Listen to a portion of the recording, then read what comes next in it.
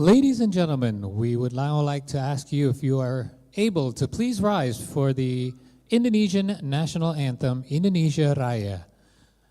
Hadirin dimohon berdiri untuk menyanyikan lagu kebangsaan Indonesia Raya.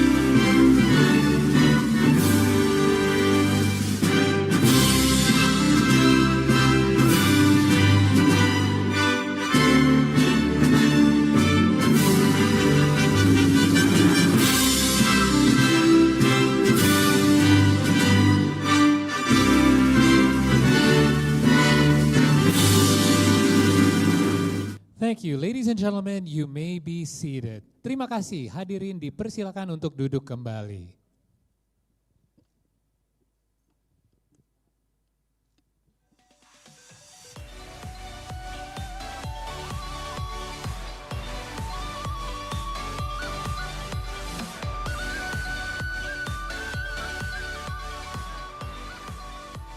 Bismillahirrahmanirrahim. Assalamualaikum warahmatullahi wabarakatuh.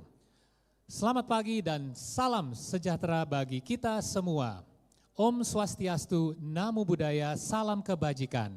Kami ucapkan selamat pagi dan selamat datang kepada yang terhormat Ketua Umum PSSI Bapak Erick Thohir. Yang kami hormati Wakil Ketua Umum 1 PSSI Bapak Zainuddin Amali. Wakil Ketua Umum 2 PSSI Ibu Ratu Tisha Destria. Bapak Ibu Komite Eksekutif PSSI. Sekretaris Jenderal PSSI Bapak Yunus Nusi. Technical Director of PSSI Alexander Zwiers. And also it is our great honor to welcome this morning to Jakarta, Indonesia, Kepala Pelatih Tim Nasional Indonesia, John Herdman. Pelatih Performa Fisik, Dr. Cesar Melan. Serta rekan-rekan tamu undangan dan rekan-rekan media yang berbahagia. Terima kasih kami ucapkan atas kehadirannya dalam acara Press Conference Tim Pelatih Timnas Indonesia. Tepuk tangan yang meriah dong semuanya, terima kasih. Senang sekali rasanya sekali lagi saya Paul Palele yang dapat memandu acara ini sampai dengan siang nanti. Press Conference ini diselenggarakan oleh PSSI sebagai momentum resmi untuk memperkenalkan pelatih baru Tim Nasional Indonesia kepada publik dan media. Dan ini merupakan bentuk komitmen PSSI dalam meningkatkan performa sepak bola nasional serta memperkuat kepercayaan publik terhadap arah dan strategi timnas ke depannya. Our next agenda, before we begin, we would like to present to you a highlight video of our new head coach of the Indonesian national team. Beliau adalah pelatih asal Inggris dengan kiprahnya di level internasional. Sosok yang konsisten dengan rekam jejaknya mencakup keberhasilan membawa Kanada kembali ke Piala Dunia FIFA 2022. Kehadirannya menandai babak baru perjalanan sepak bola Indonesia menuju level internasional yang lebih tinggi. Selamat menyaksikan. Please enjoy this video.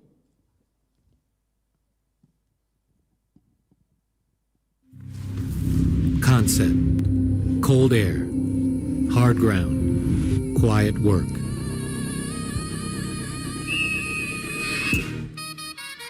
Before the lights, there are tight spaces.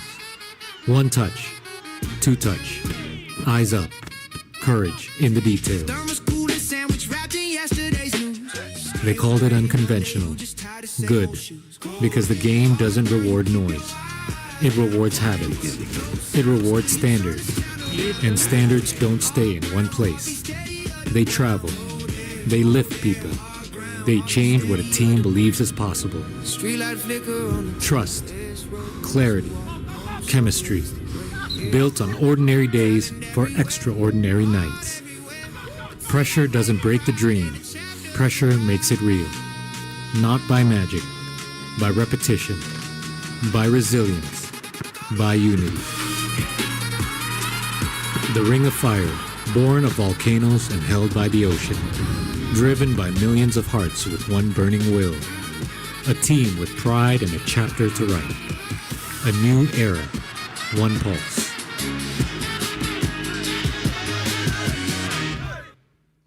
Ladies and gentlemen, without further ado, it is our honor to officially introduce the new head coach of the Indonesian national team. Please welcome John Herdman.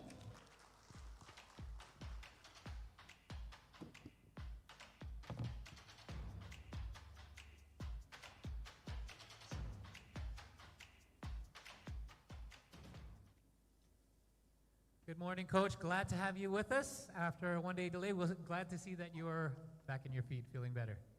Back on my feet and here in Indonesia. All right. Selamat pagi, everybody, today.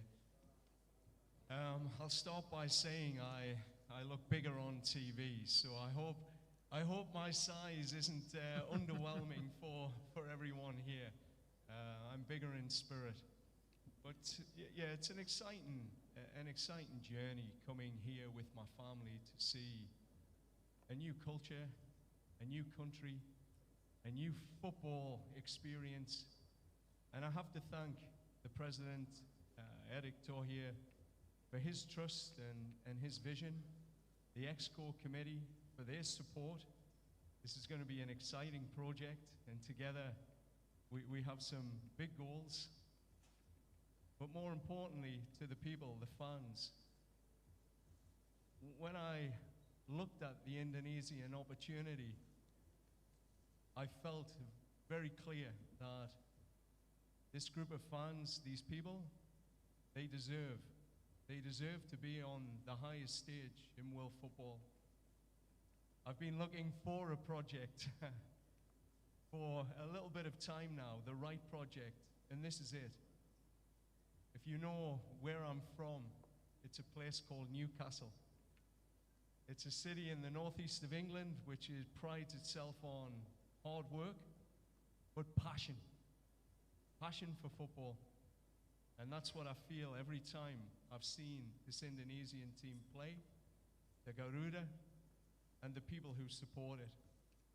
So I will bring my passion, I will bring my qualification experience to help bring this country to hopefully a place it's never been before.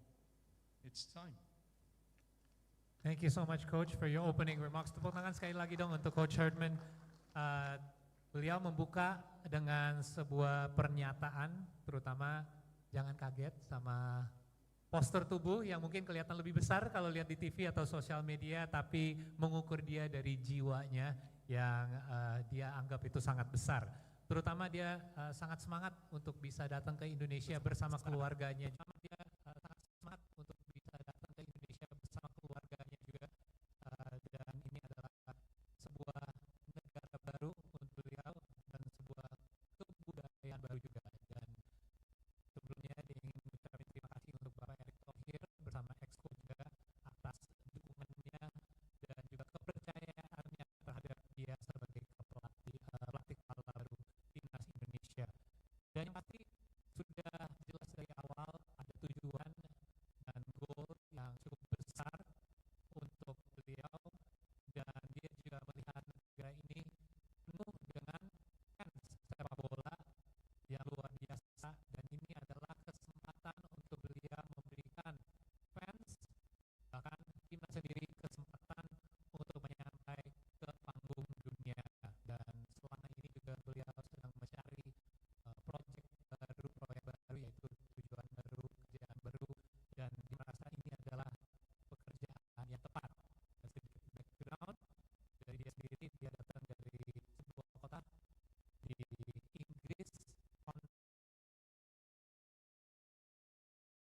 hal yang sama di sini di Indonesia juga, dan dia harap passion ini bisa diterapkan di Timnas Indonesia, dan dia juga bisa membawa passion yang sama dan juga pengalaman dia untuk kualifikasi di panggung dunia ke Indonesia juga.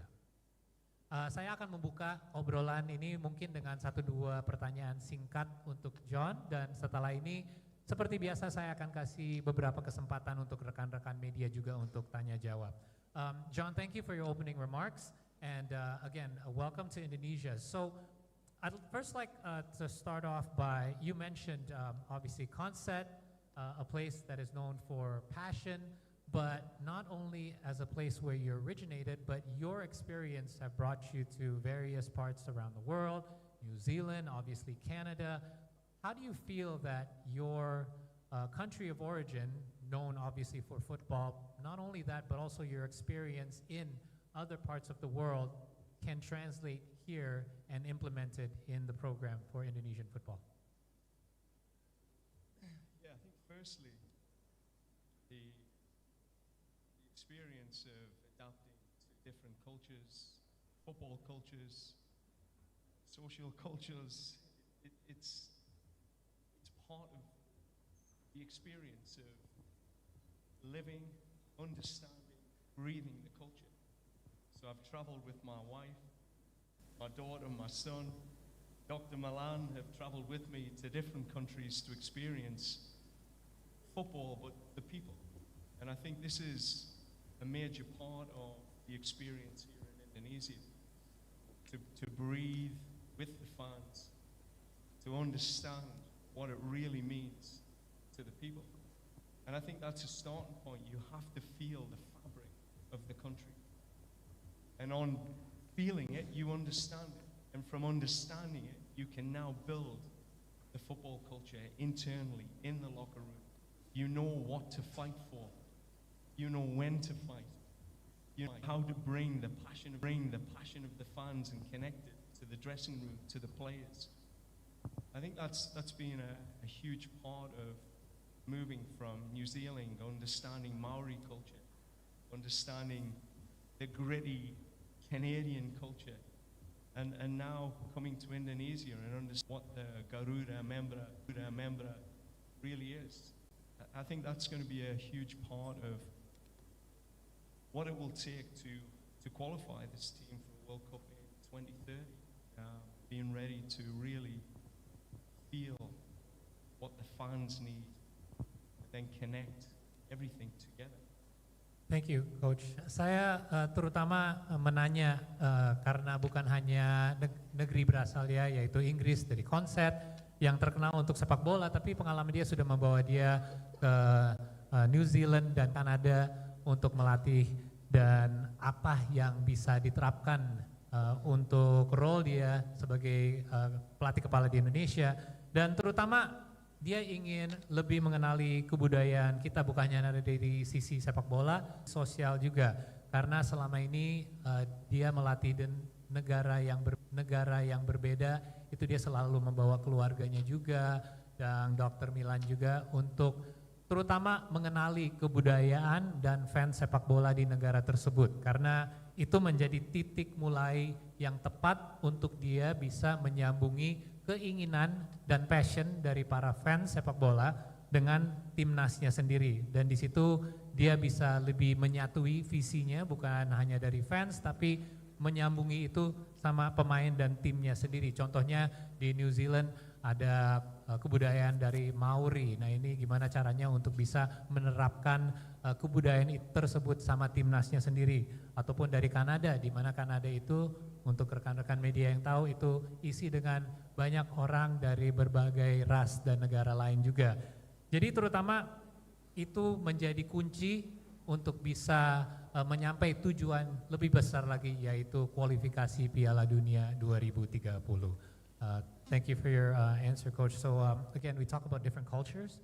I'd like to go off that a little bit because as you know, Indonesian national team is now filled with a mix of diaspora players along with local players that have come up through our system as well. This requires a bit of a balancing act. What's your vision and your plan to be able to combine the two together to create basically one united squad? I mean, I don't see passports. I see people. I see opportunity. I think that's the most important thing in a culture, is to accept that our diversity will be our biggest strength. And if we choose it to be a weakness, it will be a weakness. But that won't be the choice this group of men will make during this journey. In my time in Canada, we lived in a melting pot of diverse populations, immigrants who came to that country. And with it, in one locker room, Jamaican, South American, European, Serbian, Scottish, English. The most important thing was the clarity of our vision. And the clarity of the vision never faltered. We were collectively responsible to take this jersey, and no different here in Indonesia. We are a privileged group of people that get to wear the Indonesian jersey, to wear that flag. And with that, we have a very short period of time to do something with it. We committed to history, to make history.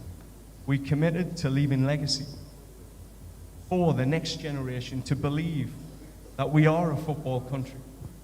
And when that clarity is so clear, you create an intent, an intensity, that passports do not matter.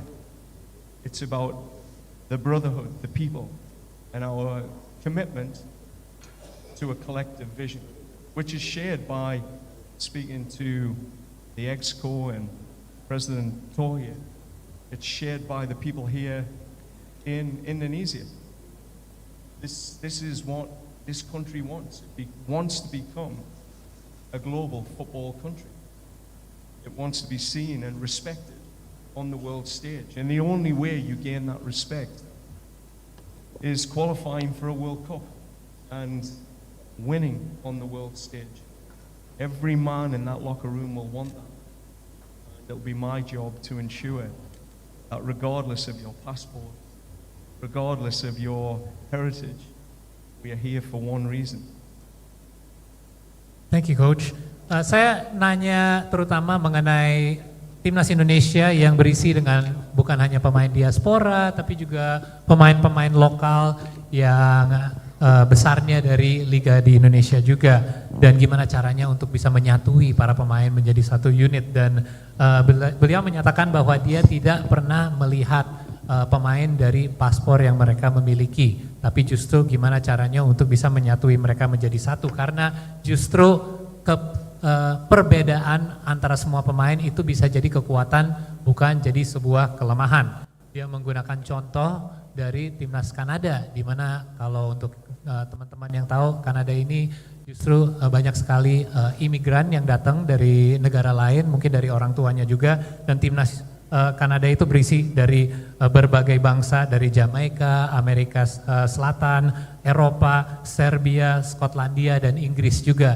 Dan mereka berhasil untuk bisa menyatuin semua kebudayaan itu menjadi satu dan menjadi satu kekuatan juga. Dan ini caranya untuk bisa membuat sebuah komitmen bersama juga untuk membuat sejarah baru dan meninggalkan legasi. Kenapa ini penting? Karena legasi ini yang membuat generasi berikutnya bisa meneruskan Indonesia sebagai negara sepak bola. Dan ini buat PSSI juga. Dan gimana caranya? PSSI juga.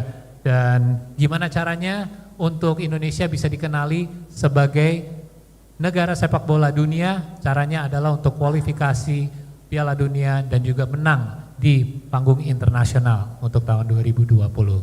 Thank you, Coach. And perhaps one real quick one for me before I open it to the floor. Quick short-term plan first, because obviously this is a bit of a long-term commitment, but what are a couple of your first steps that you would like to implement, both personally or for the national team? Yeah, I think short-term, it's always an assessment. You take the time to listen, to understand people's experiences of the last World Cup, my own tactical experience of evaluating that 2-year campaign, which, you know, came close, but it fell short. And you have to understand what that gap was. And that's speaking to the captain, creating a leadership group to fully understand what they experienced, how they suffered in moments, how they collectively recovered from the successes and failures of that campaign. And then internally to look at the standards, the high performance systems and structures that underpin the team.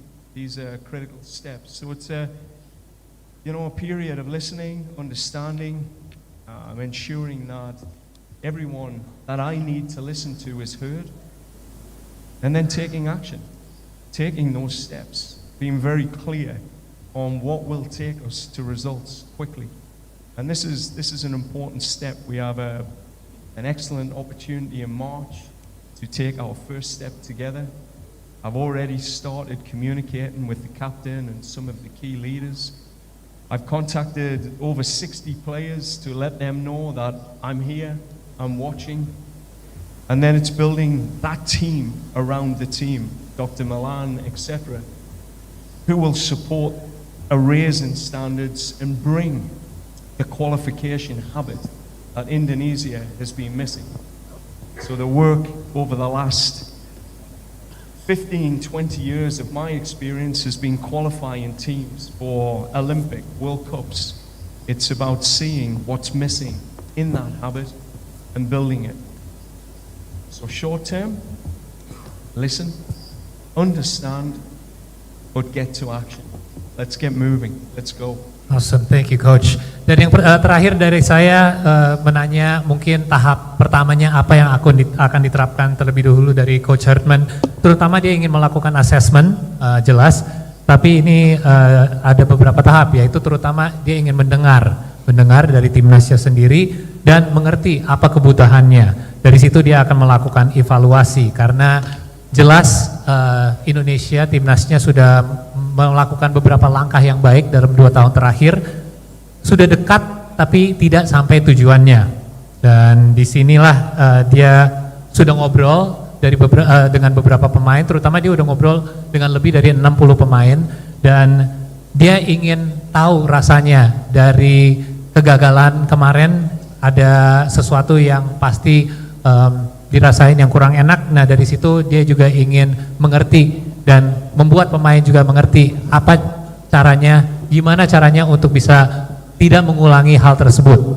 Dan yang pasti action yang berikut, apa yang harus dilakukan untuk bisa melewati tahap berikut ini dan menunjukkan hasil. Maret ini yang mendatang akan jadi kesempatan pertama untuk bisa melakukan itu, dan ini juga pasti balik lagi ke pengalamannya Coach Herdman dari 15 sampai 20 tahun terakhir. Tugas dia adalah mengambil sebuah program, melihat apa kekurangannya untuk bisa ke tahap kualifikasi, mau itu Olimpiade maupun Piala Dunia. Jadi 3 tahap: mendengar, mengerti, dan aksi berikutnya untuk melakukan itu. Terima kasih. Thank you Coach for our quick chat here. I would like to actually give a chance for some of our media friends to ask you a few questions if you don't mind.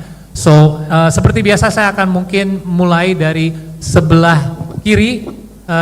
Kalau ada yang ingin menanya, boleh langsung angkat tangannya. Maaf ya, ada sedikit spotlight di sini. Mungkin dari teman-teman kita bisa bantu pilih salah satu. Maaf ya, nggak kelihatan ke sisi kirinya, ada lighting soalnya. Boleh dipilih salah satu? Terima kasih. Boleh disebutkan dulu perkenalan dan langsung aja sama Coach atau saya. Halo, saya Rizky dari olahbola.com. Hi Coach, welcome to Indonesia. It's a pleasure to have you here. My question is, there were reports that you turned down offers from Honduras and Jamaica, 2 teams ranked higher and one of them still in contention for the World Cup, and in the end, you choose Indonesia. What were the main reason behind your decision to join this national team instead of them? Thank you. Thank you for your question. Okay, go ahead Coach. What was your main reason for accepting this new role? I think my career to date has been about building, working with a federation that has the passion, the vision to take a country to a place it's never been before. That was clear from everything I've read, heard from the people here, that this country is ready. It has no more excuses. We have the players, we have the ability, we have a professional league. It's now the time, the qualification habit. I've worked in CONCACAF, I've had experience there, but I honestly believe with a population of 280 million, 80–90% of people are football mad. They love their football. This is the place to be. And I want to be here when this country takes that step. I was there in Canada when we took our step. For the women and the men, I want to be here. This is one of the most exciting opportunities in world football. It's not about ranking. It's not about these teams had better players or you could do this at this World Cup. There is a big opportunity here in Indonesia to go somewhere no group of men or fans have been before, and that's to a FIFA World Cup. That's the mission. Every day I wake up, every day I get out of bed, everything I'll be thinking about, other than my family, will be qualifying this team for a World Cup, putting the steps in place. Thank you, Coach. Terima kasih atas pertanyaannya yang menurut saya cukup menarik ya, karena sebelum mengambil posisi baru sebagai pelatih kepala di Indonesia, ada kabarnya bahwa dia dapat tawaran dari negara-negara lain seperti Honduras dan Jamaica, di mana ada negara pun yang sudah kualifikasi untuk Piala Dunia. Alasannya kenapa dia memilih untuk kerja sama Indonesia, dan dia ingin membangun. Kata-kata kunci adalah membangun, karena dia ingin bekerja sama PSSI untuk membangun sesuatu di sini, karena menurut beliau Indonesia ini sudah siap. Kita memiliki pemain, kita memiliki abilitasnya, dan kita juga memiliki liga yang baik, di mana kita hanya butuh satu tahap lagi untuk mencapai tujuannya. Dia sudah pernah kerja sama CONCACAF juga, tapi ini menurut dia kesempatan yang lebih besar. Kita memiliki fan base paling besar di dunia, yaitu 280 juta lebih fans sepak bola, dan dia juga punya pengalaman di Kanada, bukan hanya di sisi putra, tapi di putri juga. Dua-duanya mengalami kesuksesan untuk bisa membangun program sepak bolanya. Ini bukan mengenai ranking dunia, ini bukan mengenai pemain atau timnya sendiri, tapi kesempatan. Jadi dia ingin membawa negara ini dan para fansnya untuk mengalami sesuatu yang tidak pernah dialami dalam sejarah Indonesia, yaitu kualifikasi untuk Piala Dunia. Terima kasih atas pertanyaannya, Mbak. Next dari tengah boleh? Boleh dari, ya silakan langsung. Baik, welcome to Indonesia, Coach John. My name is Aya from iNews TV. As you mentioned earlier, that Indonesia has one of the biggest football fans, and we're all very passionate about football, obviously, and they all want the best for our national team, of course. My question is, with the dynamic that happened recently to our national team, are you mentally ready to get pressure from lots of fans, especially if there will be a negative results in the future? Thank you. Thank you for the question. So, yeah, there is pressure, obviously, considering what you mentioned earlier. We were close, but we did not succeed. So, are you prepared to face this pressure, especially from fans who do have high expectations? Yeah, I mean, that pressure is a privilege. You come to an organization, you lead a team, you carry the weight of a nation, and that weight can be a curse or it can be a gift. We'll definitely alchemize that into the gift for all of us. It will be a big opportunity that I will continue to share with the players, because I've lived the moment when a country stops and you qualify for the first time. I've lived that moment, so I understand it. So I can tell my players this pressure is a gift. We will listen to the fans.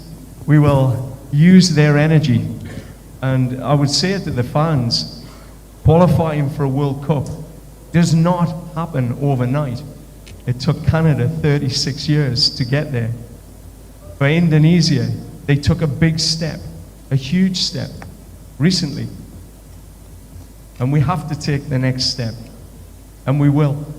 So the commitment, the pressure is what will make us, what will be driving us to ensure that we deliver that moment for this country. That's why I came here. That opportunity is why I get out of bed every day. Thank you, Coach. Terima kasih atas pertanyaannya mengenai tekanan yang akan dihadapi oleh Coach Herdman ke depannya, karena ekspektasi fans mungkin udah cukup tinggi ya untuk timnas sepak bola, tapi beliau melihat tekanan ini sebagai sebuah privilege ya, di mana dia tidak melihat itu sebagai beban tapi ataupun kutukan, tapi justru sebuah berkah, karena ini adalah kesempatan untuk dia mengambil tekanan ini dan bisa dibagi antara pemain juga, karena ini yang bisa membuat mereka bisa termotivasi. Ingat ya, dia pernah mengalami ini juga, di mana ada sebuah negara yang selama 36 tahun belum kualifikasi untuk Piala Dunia, yaitu Kanada, dan itu tidak terjadi dengan satu malam saja. Ini adalah sebuah proses panjang yang terjadi, dan Indonesia sudah membuat langkah jauh sampai ke tahun lalu, hanya membutuh satu langkah lagi untuk sampai ke tahap berikutnya. Dan ini adalah sebuah komitmen yang harus diambil oleh beliau dan juga pemain-pemain timnas dan federasi untuk membuat dorongan untuk mereka bisa sampai tujuan itu. Terima kasih Mbak atas pertanyaannya. Saya ingin geser ke sebelah kanan, boleh Mas yang angkat tangan duluan? Silakan langsung perkenalkan diri dulu, boleh langsung. Saya bertanya dalam bahasa Indonesia. Oh, boleh. Saya Adi dari bola.com. Coach, saya punya dua pertanyaan. Pertama, sebelum kualifikasi Piala Dunia 2030, Indonesia akan menghadapi dua turnamen besar terlebih dahulu, Piala AFF 2026, kemudian Piala Asia 2027. Kalau saya tidak salah, Coach ditargetkan untuk membawa timnas ke 8 besar Piala Asia 2027 dan mungkin juga juara di Piala AFF. Bagaimana Coach memaknai dua turnamen tersebut, terutama Piala AFF yang kita tahu skalanya adalah skala regional. Kemudian yang kedua, Coach juga akan melatih timnas U23. Nantinya dalam periode FIFA Matchday September-Oktober itu juga ada Asian Games 2026 di Jepang, dan timnas senior, timnas U23 akan main, kemudian slot FIFA Matchday juga mungkin akan dimainkan oleh timnas senior. Bagaimana Coach membagi waktu sebagai pelatih timnas senior dan U23, terutama ketika Asian Games nanti? Terima kasih. Terima kasih Mas Adi atas pertanyaannya. I'll translate. There's two questions here. This is Adi from bola.com. First thing is, outside of qualification for World Cup for 2030, prior to that, there are already two tournaments upcoming. First, the AFF 2026 and the Piala Asia 2027. These are two tournaments that are obviously quite big in the region as well. So the first question is, how do you plan on preparing for those two upcoming tournaments prior to World Cup qualification? And the second part of the question is in regards to the under-23s that will likely be headed for the Asian Games this coming September. How will you be balancing your time and commitment between the two?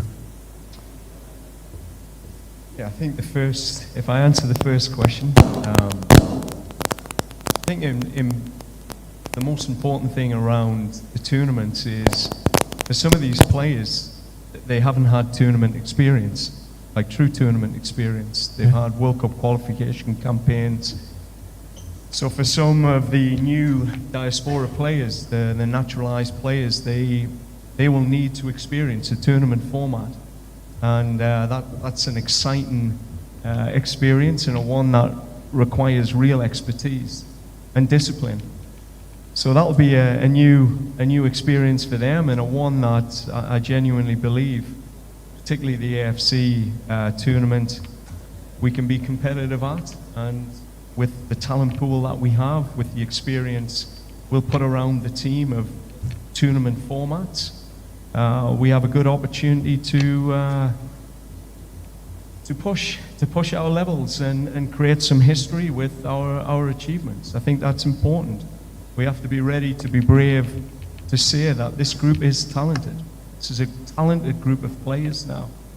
And with the right support and leadership, you know, the AFC tournament, which I know how big that is, having participated in CONCACAF tournaments, it will be an exciting adventure for the players, but more importantly, a one where we can showcase where we are at now and take those next steps as a country. The tournament in July, August will be different. It's difficult to bring back your tier 1, tier 2 players for those events because they have their club commitments. It's outside of a FIFA window. So this is why it's important to have a wider pool of players. And I think, you know, the tournament in August, the Hyundai Cup, will be a good opportunity for me to understand the depth of the Indonesian player pool and to give opportunities to players that may not get the opportunity in March in the FIFA window or June the FIFA window, but to give opportunities to younger players but a wider group of Indonesian players. So I think it's the way the tournaments are structured for a new coach, it's perfect. You get a chance to use the wider pool, which is similar to what we did in CONCACAF with the Gold Cup. We never had access to Alphonso Davies or Jonathan David for those tournaments. You had to use local players and use your wider pool. And you learn, you get to see players in that situation. And with the under-23s in Canada, again, part of my role was to program direct the 20s, 23s. The bridge to the national team is so important to ensure that we have consistency in our cultural framework, our tactical framework, because while success at those levels are important for us to celebrate the strength of our young players, they are a pathway to the national team. And we have to find ways to accelerate their ability to arrive in the national team ready. So working closely with our U20, U23 coaching staff, it will be important we have consistency in elements of philosophy, as I said, the culture, framework, the tactical framework. And while there'll be differences, because every coach has their philosophy, Of course. there has to be similarities to ensure the players are ready. When they are called, they are ready to play. They're not thinking different system, different culture.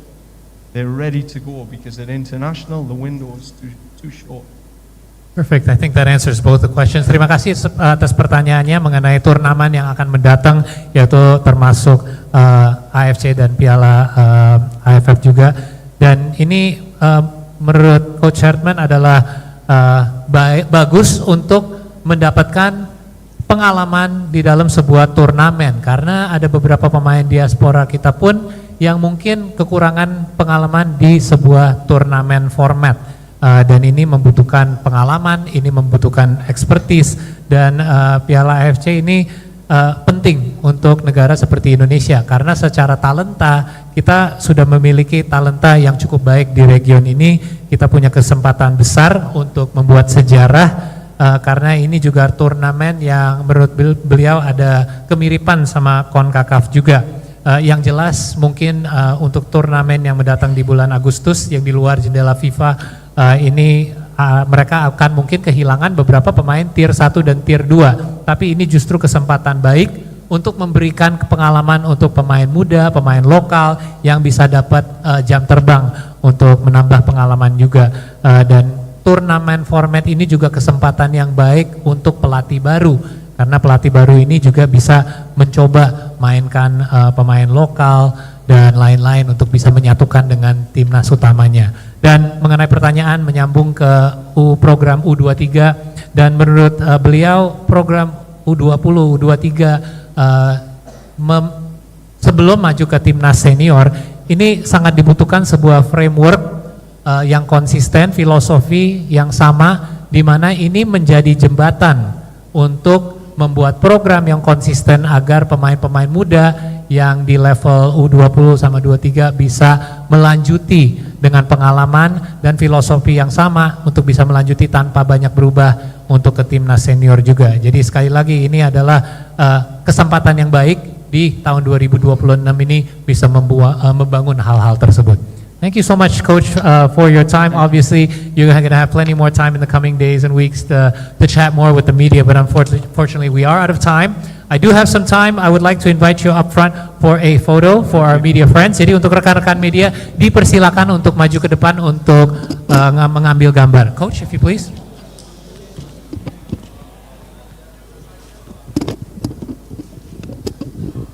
Maybe on the top of the stage here, right in the center. If we could have you right here, just in front of the table. Dan untuk rekan-rekan media boleh mengambil posisi untuk sesi foto bersama. We'll start with a photo straight up center front in 3, 2, and 1. Maybe to the left.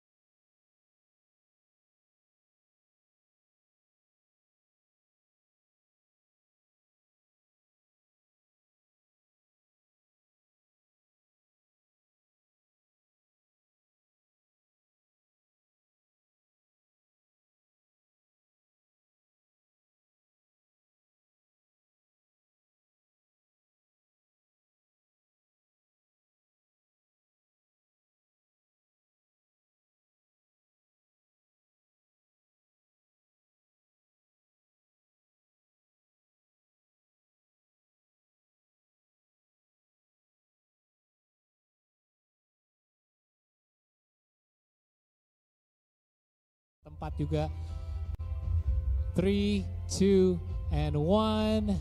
One more, 3, 2, and 1. One to the left, if you would please. 3, 2, and 1. Last one to the right. And 3, 2, and 1. Thank you so much. And you may all return to your seats. Do appreciate your time. Coach, thank you once again. Dan hadirin yang kami terhormat. Thank you, Coach. Welcome. All right, we'll see you again soon. Hadirin yang kami hormati, demikian rangkaian press conference perkenalan pelatih Timnas Indonesia mewakili PSSI mengucapkan terima kasih sebesar-besarnya kepada seluruh tamu undangan serta rekan-rekan atas kehadiran dan dukungannya. Tentunya kehadiran Coach Herdman diharapkan dapat membawa energi baru dan visi yang kuat untuk menuju tim nasional Indonesia yang lebih gemilang. Saya Paul Palele pamit, terima kasih, selamat melanjutkan aktivitas hari ini, selamat siang.